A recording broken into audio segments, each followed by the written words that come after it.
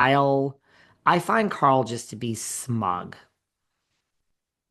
I agree with you. I agree with you. It's this like, you know what it is? It's kind of like I'm going to do what I want. And then when it's not going my way, I'm going to then gaslight you.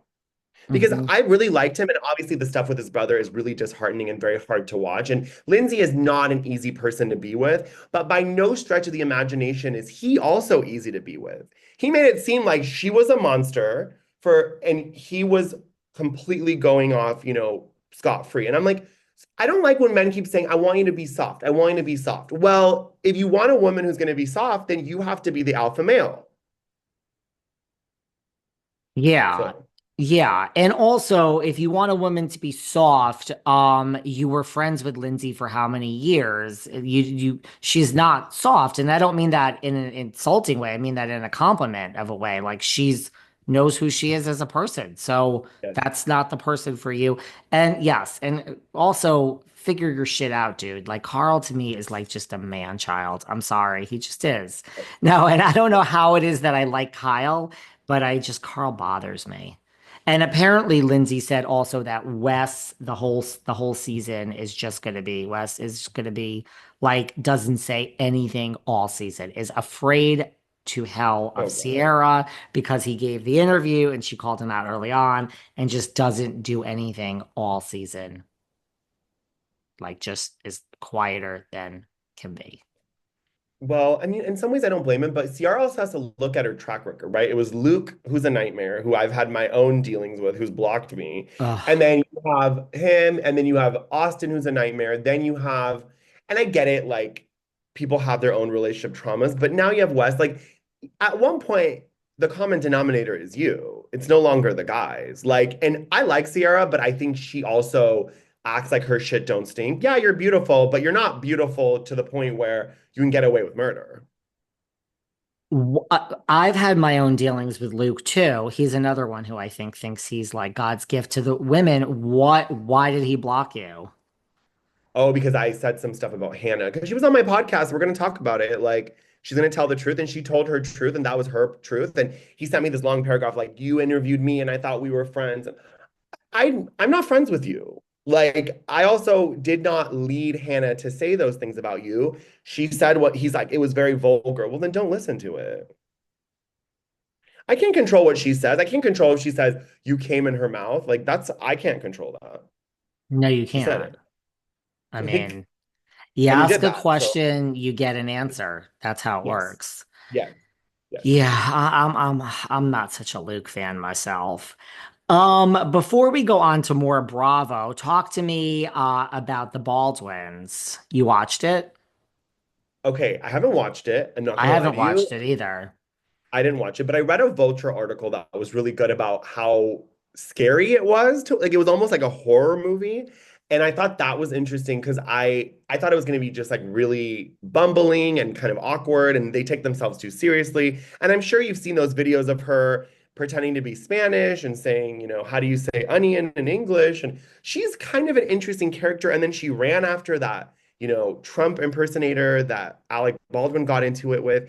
He's just such a theater actor, right? Like if you live in New York or LA, you know what I'm talking about. Theater actors, they're always at 110%. They're always performing. So I think he's just one of those. Like he's Y- just wackadoo. Yeah, like Chanel Ayan would be a great theater actress.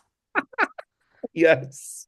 She would. No, I mean, look, obviously you decided to do this show, which they've asked you to do for years and years and years, because A, at one point, I mean, it still might be, but like a lot of people in Hollywood didn't want to work with you for a hot minute because you basically fired a gun that took someone's life. And two, this is obviously, I read the same article you read. Like, it is like a redemption tour. That's also why you're doing this to show you, Alec Baldwin, in a good light. And I'm not, and so that's why they did it, right? So they can work and make money and to do a redemption tour.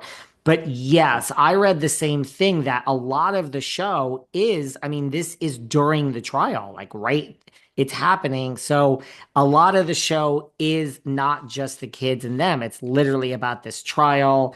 and like Right. the fact that someone is dead. And so yeah, it sounds like I guess I'll watch it. I'm not running to watch it, but Yeah. I don't know what the ratings are yet. But Right. I agree too that I read the same article that people are mixed on this. I mean, A little look, weird.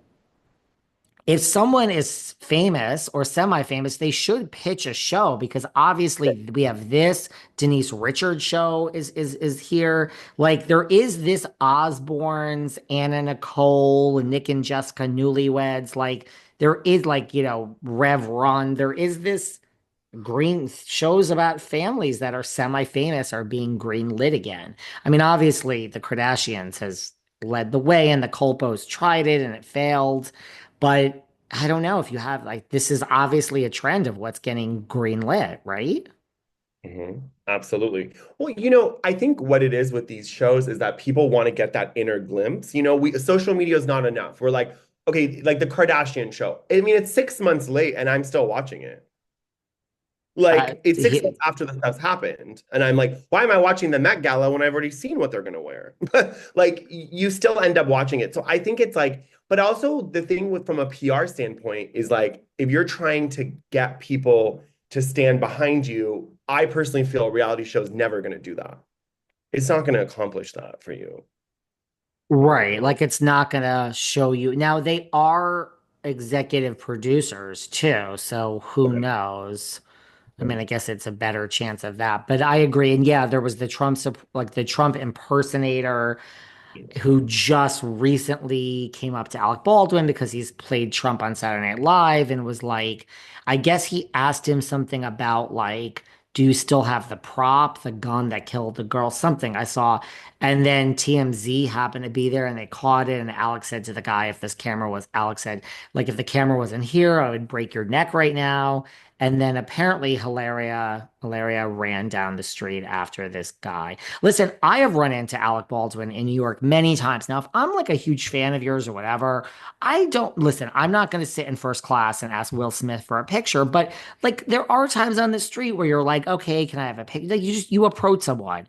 I have Sure. to say that I have seen Alec Baldwin out and about in New York, and I'm like, he does have that like, don't you fucking talk to me vibe. Like I'm actually, yeah, he's a good actor. Like I'm a fan of his work. I would never really talk to him. I've seen him in coffee shops. He lives in the village. Like you definitely get that. Like he will literally tell you to go fuck yourself to your face, which makes me like him because it's such a New York thing.